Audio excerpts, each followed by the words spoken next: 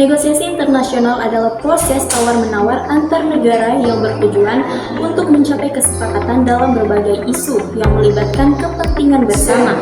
Secara umum, negosiasi internasional ini melibatkan perwakilan negara yang berkomunikasi bagi semua pihak yang terlibat. Isu-isu yang sering menjadi fokus negosiasi internasional antar negara lain yaitu perdagangan, keuangan, lingkungan, keamanan, hak asasi manusia, perlindungan lingkungan, penyeberangan senjata nuklir, konflik wilayah, migrasi, dan masih banyak lagi. Dalam konteks ini, negosiasi internasional itu memainkan peran penting dalam menangani isu-isu global, mencari solusi yang komparatif, dan konteks ini, negosiasi internasional memainkan peran penting dalam menangani isu-isu global dan menemukan solusi yang komparatif. Negosiasi berbasis kepentingan atau dikenal sebagai negosiasi integratif atau saling menguntungkan, fokus pada identifikasi dan penanganan kepentingan semua pihak untuk mencapai solusi yang saling menguntungkan. Pendekatan ini berbeda dengan fokus pada posisi dan tuntutan yang dapat menghasilkan hasil yang tidak optimal. Dengan memahami kepentingan mendasar, negosiator dapat menemukan solusi kreatif yang memenuhi kebutuhan semua pihak. Negosiasi ini menekankan penyelesaian masalah dan resolusi konflik melalui pemahaman kepentingan, bukan hanya posisi yang dinyatakan.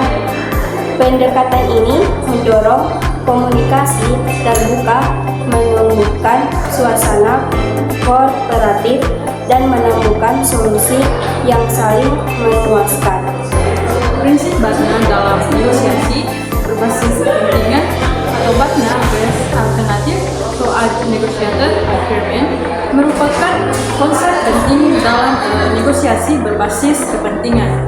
Memahami BATNA membantu kita menilai opsi terbaik jika negosiasi gagal dan membuat keputusan tepat selama proses negosiasi. BATNA mendorong kesetaraan dan keadilan serta meningkatkan kemungkinan tercapainya kesepakatan. Namun terlalu bergantung pada BATNA dapat menghambat negosiasi dan menghasilkan solusi yang tidak optimal. Para negosiasi harus mengembangkan penggunaan BATNA dengan mendorong lingkungan negosiasi yang kolaboratif untuk menemukan solusi yang saling menguntungkan. Persiapan yang matang dalam negosiasi melibatkan analisis mendalam terhadap pihak lain yang terlibat, termasuk pengumpulan informasi tentang latar belakang, kebutuhan, dan motivasi mereka. Dengan pemahaman yang kuat tentang pihak lain, negosiator dapat mengidentifikasi kepentingan dan tujuan mereka, menemukan titik temu, dan mengantisipasi tantangan yang mungkin muncul selama proses negosiasi. Selain itu, penelitian menyeluruh juga memungkinkan negosiator untuk menyesuaikan argumen dan strategi mereka dengan lebih baik, serta membangun kepercayaan dan komitmen selama proses negosiasi. Memiliki pemahaman yang jelas tentang tujuan dan prioritas sendiri sebelum memasuki negosiasi juga sangat penting. Ini membantu negosiator tetap fokus dan membuat keputusan strategis yang sesuai dengan tujuan mereka. Persiapan yang matang memungkinkan negosiator untuk mengumpulkan informasi penting tentang lawan negosiasi, membangun strategi komunikasi yang efektif, dan mempersiapkan diri untuk membangun kepercayaan dan komitmen, sehingga meningkatkan peluang untuk mencapai kesepakatan yang menguntungkan bagi semua pihak. Selamat pagi Bu. Perkenalkan saya Fadli. Saya dari perusahaan UMKM Kebab Sakila di Provinsi Gorontalo. Perkenalkan juga, nama saya Ratna Sakitri. Saya selaku, bisa dibilang saya manajer di perusahaan. Senang bisa kenal dengan Ibu.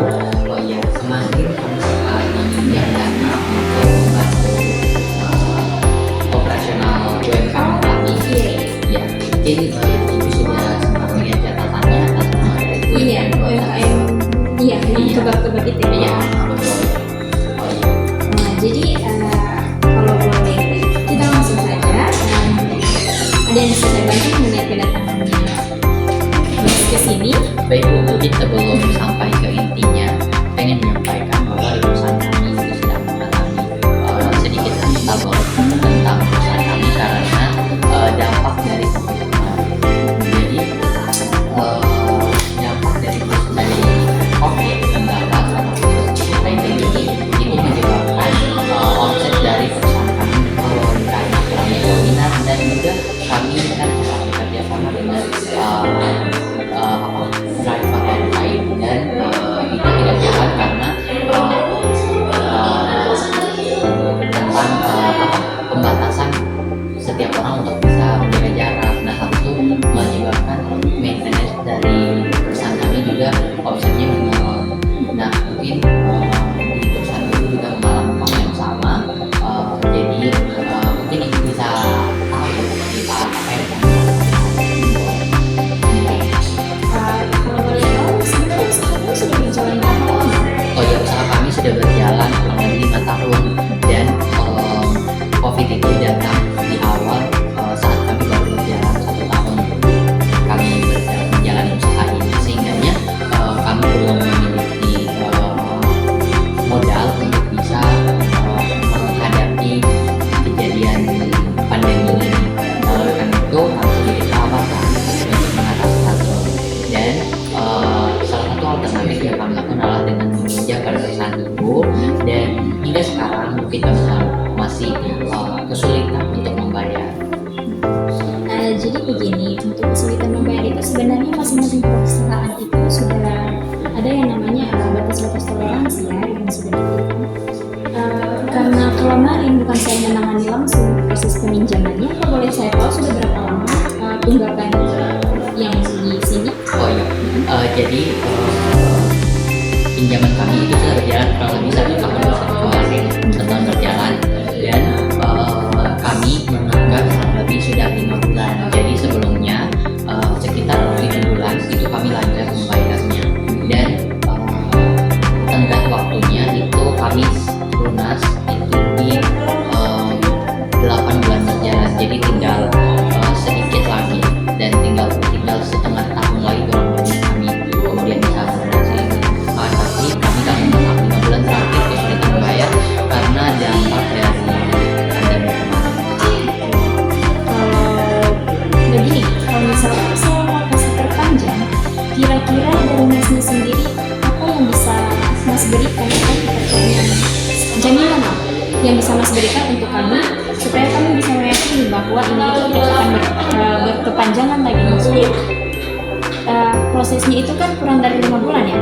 Jadi saya harap di kurang dari 5 bulan itu sudah bisa dilunasi pinjaman di perusahaan ini, dan saya mau di pinjaman itu harus ada jaminan yang mutu yang memang apabila itu ada keterlambatan dari pihak perusahaan Mas sendiri, maka jaminan itu bisa kami siapkan.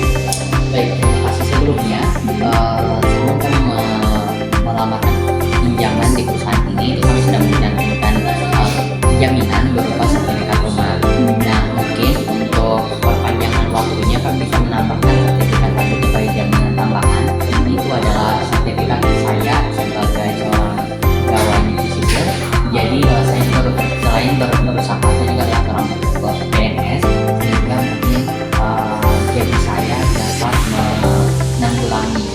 Jadi sebenarnya kemarin itu sempat tertunda karena perusahaan saya itu dinaungi oleh sepupu saya, sehingga saya baru tahu bahwa ternyata mengalami yang namanya peningkatan piutang. Nah, oleh itu saya kesini mau mempertanggungjawabkan hal itu. Sebenarnya mungkin dari saya bisa menanggulangi ini. Jadi perusahaan kebab saya itu sebenarnya bukan saya langsung yang selama proses produksinya itu bukan saya langsung mendapat, sehingga saya selalu tahu dengan yang terjadi di sana. Nah, oleh karena itu saya akan mengulangi sebentar dalam beberapa bulan ke depan untuk biaya ini, akan tapi saya membutuhkan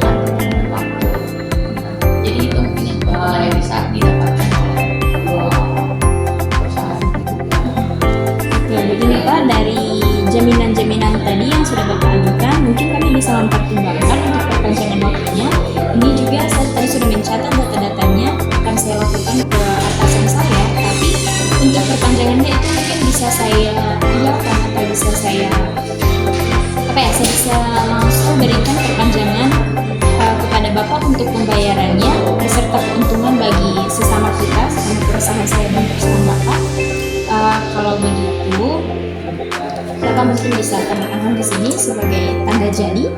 Nanti untuk tanda jadinya itu mungkin kami bisa langsung survei ke lokasi Pak. Iya, siap. Di sini ya, Bu? Iya, di sini.